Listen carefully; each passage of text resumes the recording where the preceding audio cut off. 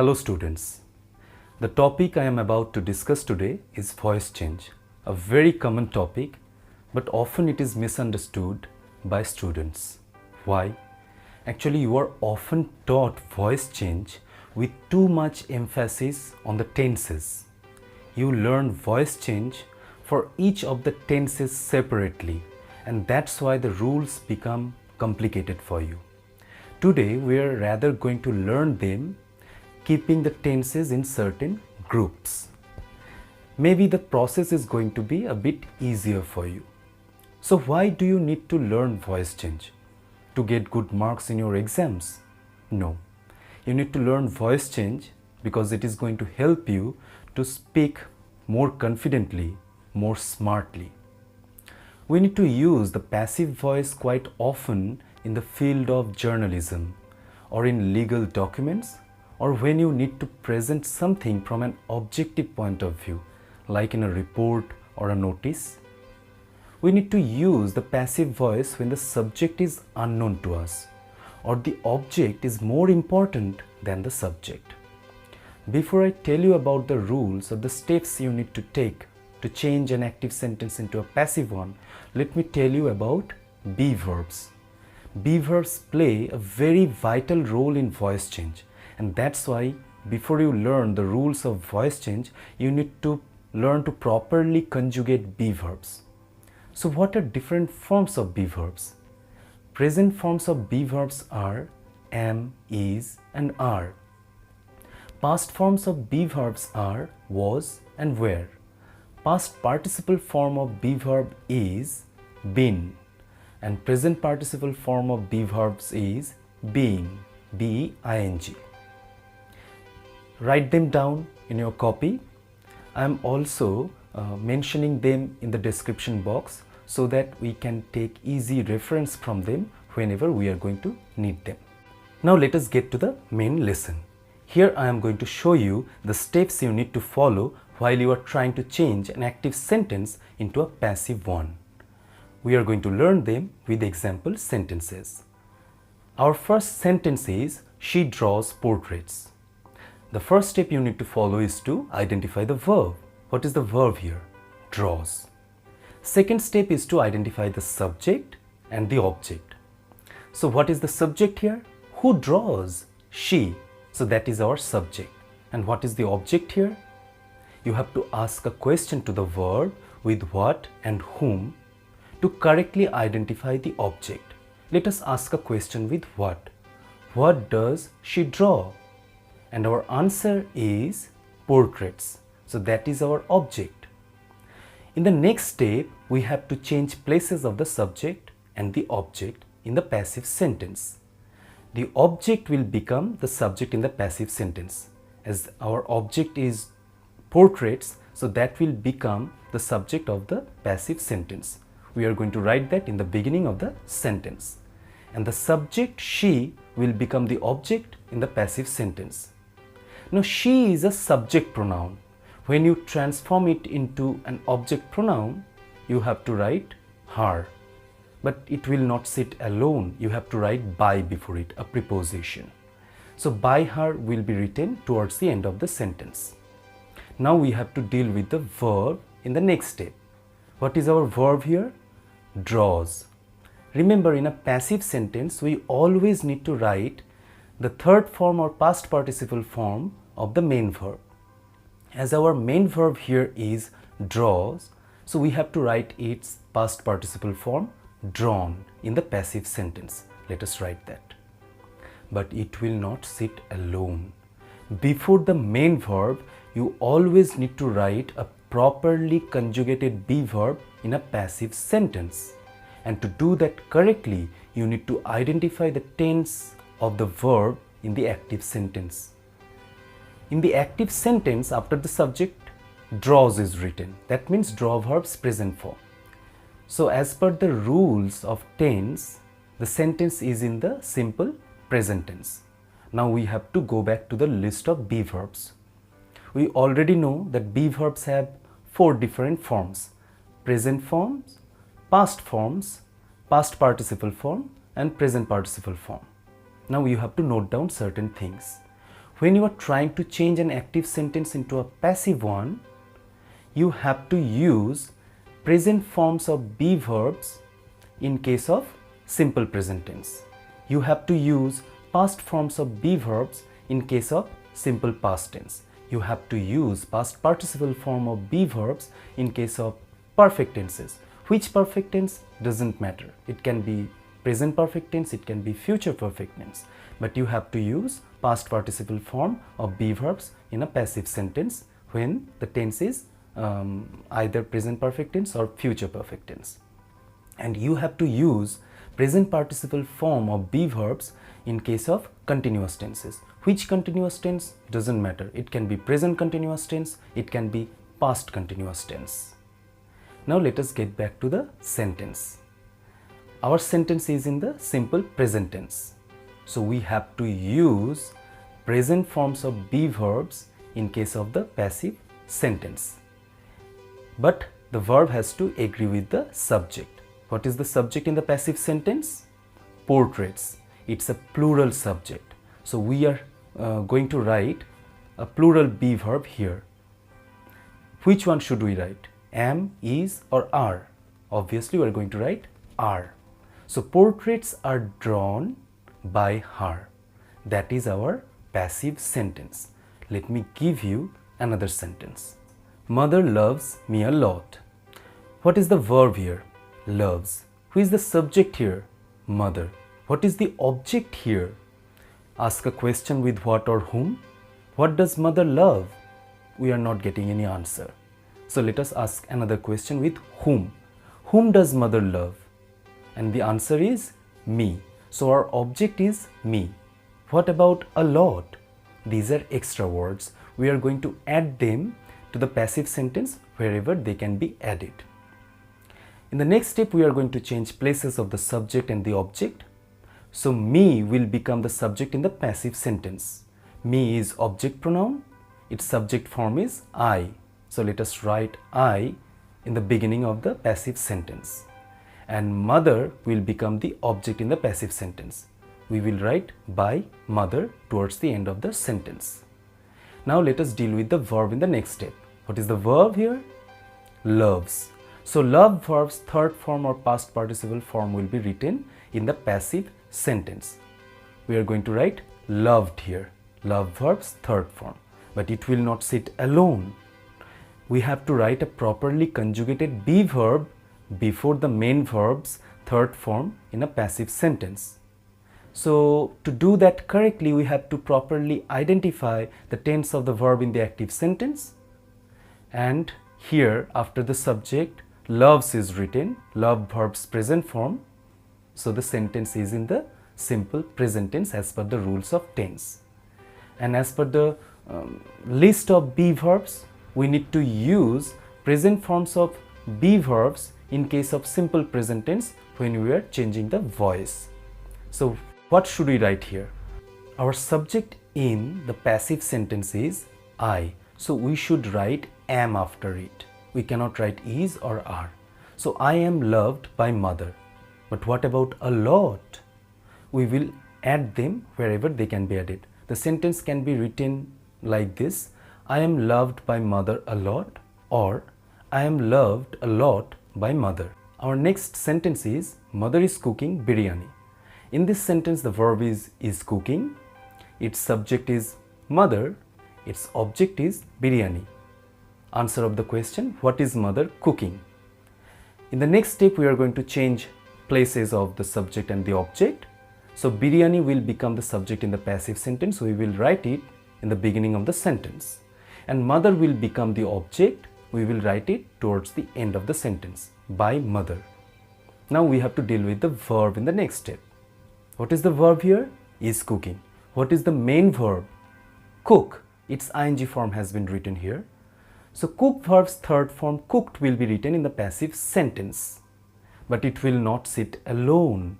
We have to write a properly conjugated be verb before the main verb. And to do that correctly, we have to identify the tense of the verb in the active sentence.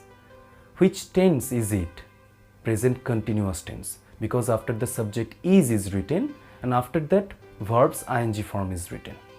Now we have to get back to the list of be-verbs. As per the list of be-verbs, we have to use the present participle form of be-verbs in a passive sentence in case of continuous tenses. Which continuous tense? Doesn't matter. It can be present continuous tense, it can be past continuous tense, but we have to use the present participle forms of be-verbs. So that is being, so we will write being here before the main verb in the passive sentence. Let us write that. But what about the auxiliary verb already present in the active sentence? Is written there, right? So we have to write that auxiliary verb as well in the passive sentence, but that has to agree with the subject. The subject in the passive sentence is biryani, and biryani is a singular subject, so we have to write is after it. Biryani is being cooked by mother. Our next sentence is, they have sold their house to a rich businessman. What is the verb here? Have sold. Who is the subject of the verb? They. And what is the object? What have they sold? Answer of that question is their house. So their house is our object. What about to a rich businessman? They are extra words. We have to add them up to the passive sentence wherever they can be added. In the next step, we are going to change places of the subject and the object. So the object, their house, will become the subject. We will write that in the beginning of the sentence. And they will become the object. They is a subject pronoun, its object form is them. We will write by them towards the end of the sentence. The verb is have sold. Main verb is sold. Sell verbs past participle form. And in the passive sentence, we have to write sell verbs past participle form only. So we will write sold here. But before that, we have to write a properly conjugated be verb. Let us identify the tense of the verb in the active sentence. It is present perfect tense because after the subject have is written, then sell verbs third form sold is written. So as per the list of be verbs, the third form or past participle form of be verbs, been, is used in a passive sentence in case of perfect tenses. Which perfect tense? Doesn't matter. It can be present perfect tense, it can be future perfect tense, but we have to use the past participle form of be verb in case of perfect tenses in a passive sentence. So we will write been here before the main verb in the passive sentence. Let us write that. But what about the auxiliary verb already present in the active sentence? Have is written there, right? So we have to write that as well in the passive sentence. But it has to agree with the subject. The subject is their house and it is singular. We cannot write have after it. We have to write it singular form has. So the sentence will be their house has been sold by them, and let us add the rest of the words here. Their house has been sold by them to a rich businessman. But there's a glitch here. By them. Why is it even needed in this sentence? It is their house, so their house will be sold by them only. Why do we need to mention that again? So we will simply write the sentence to be their house has been sold to a rich businessman. By them, these two words are not needed. Actually, in most passive sentences, we do not use the object. The object is not even needed in a passive sentence in most cases. So keep that in mind. When you are transforming an active sentence into a passive one, keep note of this or properly judge the sentence and figure out whether the object is actually needed or not. Our next sentence is, I bought a new phone yesterday. The verb here is bought, its subject is I, and its object is a new phone. What did I buy yesterday? A new phone. So that is our object. And yesterday is an extra word. We will add it to the passive sentence wherever it can be added. Now, the subject and the object will change their places. So a new phone will become the subject in the passive sentence. We will write it in the beginning of the sentence. And I, the subject, will become the object in the passive sentence. I is a subject pronoun. Its object form is me. So we will write by me towards the end of the sentence. Now let us deal with the verb. The verb is bought. By verbs past form. So we have to write by-verbs past participle form in the passive sentence. It is bought only, so we will write that. But it will not sit alone. Before it, a properly conjugated be-verb will have to be written. And what is that? To do that correctly, we have to identify the tense of the verb in the active sentence. It is simple past tense because by-verbs past form bought is written after the subject. Let us get back to the list of be-verbs. As per the list of be-verbs, we have to use the past forms of be-verbs in case of simple past tense when we are trying to transform an active sentence into a passive sentence. So what is that? Was or were. So we have to write one of them after the subject here. What is the subject in the passive sentence? A new phone. It is a singular subject. So we have to write was here. So a new phone was bought by me. What about yesterday? Add that to the sentence. A new phone was bought by me yesterday, or a new phone was bought yesterday by me. That's our sentence. Let me give you another sentence. We were playing football in the field. What is the verb here? Were playing. Its subject is we and its object is football. And in the field, these are extra words. We have to add them up to the sentence wherever they can be added. Now, football will become the subject in the passive sentence. We will become the object in the passive sentence. In that case, it will be written to be by us. And we will write the verbs past participle form. What is the verb here? The verb is were playing and the main verb is play. Its ing form is written. So we will write play verb's third form played in the passive sentence. But it will not be written alone. We have to write a properly conjugated be verb before it. What is that? As the given sentence is in the past continuous tense, we have to write present participle form of be verbs here before the main verb, and that is being. Look at the list of be verbs. It is properly mentioned there.